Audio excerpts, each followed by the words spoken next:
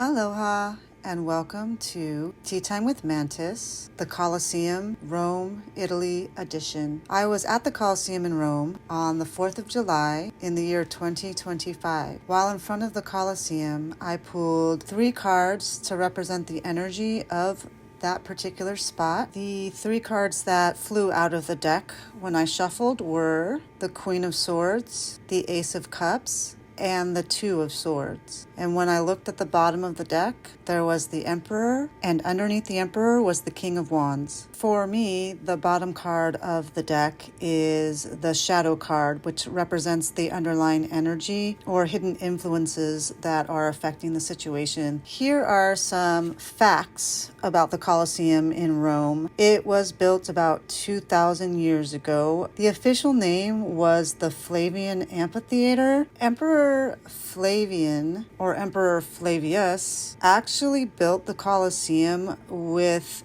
spoils of war. General Titus conquered Jerusalem in AD 70, and he returned to Rome with 110,000 pounds of gold and silver. And the Emperor Flavius spent that entire amount on building the arena. Not only did General Titus bring hundreds of thousands of pounds of gold and silver from Jerusalem, he also brought many, many, many slaves.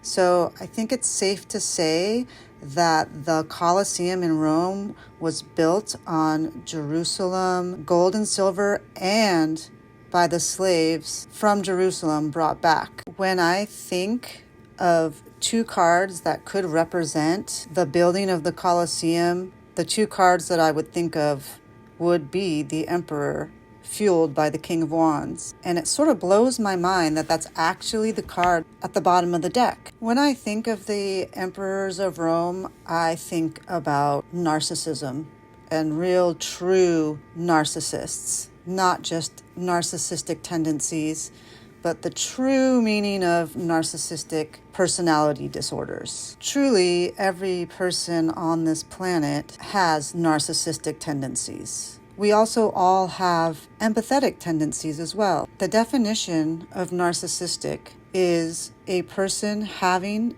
an excessive or erotic interest in oneself and or one's appearance. There are certain cards in the tarot deck that represent narcissistic tendencies for me. The kings and queens that represent narcissism to me would be the King and Queen of Swords and the King and Queen of Wands. The Seven of Swords and the Five of Swords energy also represent narcissistic tendencies to me, but more of a immature narcissist. Whereas the kings and the queens, well, they have crowns, so they have a different level of maturity and awareness.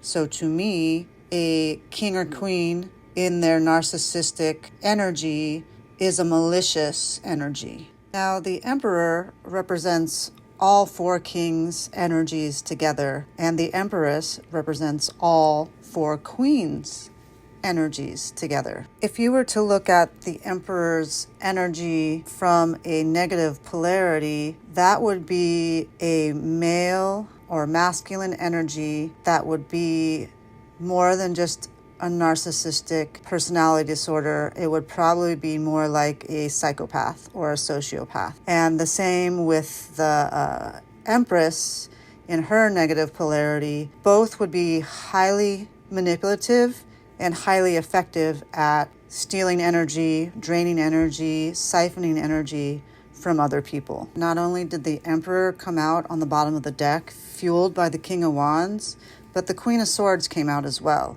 Those are 3 cards that could represent the narcissistic energy of being excessively or erotically interested only in oneself. The 3 cards that flew out of the deck are interesting in the way that they have a very dominant emotional component, as well as the color blue and gray are very dominant. The color blue is the color of the throat chakra, communication and truth and clarity. The color blue can represent emotions, It can represent calm and spirituality, or the spiritual aspects of life. Your spiritual aspect is really your internal aspect. And how do we measure our internal aspects? By the emotions we feel and the thoughts we think. The color gray is a color of neutrality, wisdom, balance, humility, and intellect. It also can be a color for me of indecision.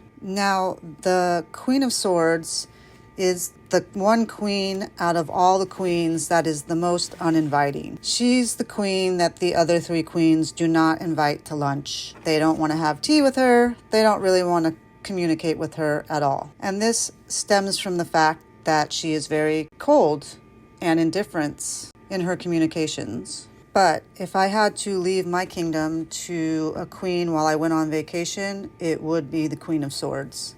She would make those hard decisions that no one else could make, and they would be extremely well thought out and calculated. Now the King of Wands, on the other hand, he's the life of the party. He's full of passion.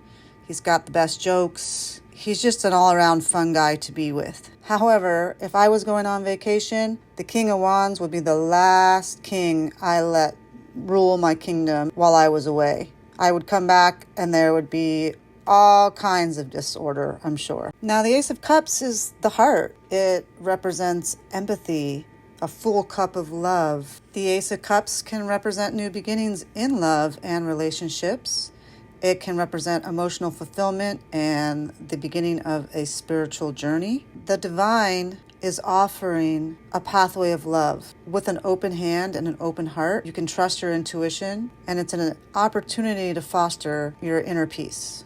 The Two of Swords is a card of indecision. It's someone that hasn't ascended into mastery like the kings and the queens. This is a person that really needs to do some self-work, that probably needs to work on their inner child. But in this position, this person is willing to do the work. They've blindfolded themselves so that they can go inward and do that work. This is a person that is trying to control and hold back their emotions. They don't realize that being vulnerable is actually the strongest position you can be in. Being authentic to yourself is the strongest position that you can be in. So bringing these archetypal energies together and grounding them here in the 3D world in July 2025, we vibe to the conclusion that the energy of this location is still, after 2,000 years, that of the ultimate divine masculine energy of action, inspired action. It also feels like this action is interlaced with frequencies of influence, domination, ego-driven inspiration, self-satisfaction, the illusion of protection, the illusion of being a community benefactor, or actually being a community benefactor. It depends on how you define what is beneficial to your community. Also, there is a very strong frequency of purpose and projecting that purpose onto the community. I read the energy of the 3 cards that flew out of the deck as we all have the ability and the power to act from a place of narcissism and from a place of empathy. We each make that choice every single day with every decision that we make. Truly, there are only but 2 choices, 2 courses of action that one person may choose. You can act in a fear-based frequency, or you can choose to act in a love-based frequency. Fear-based frequencies will bring a person to the karma/fate cycle, and love-based frequencies, they bring a person to a dharma destiny, co-creative frequency. It's in this dharmic co-creative frequency that you are the creator of your own life, of your own path. You control your own destiny. We all have the free will to choose which path you're going to take. Are you going to choose the fear path frequencies? Are you going to choose the love path frequencies?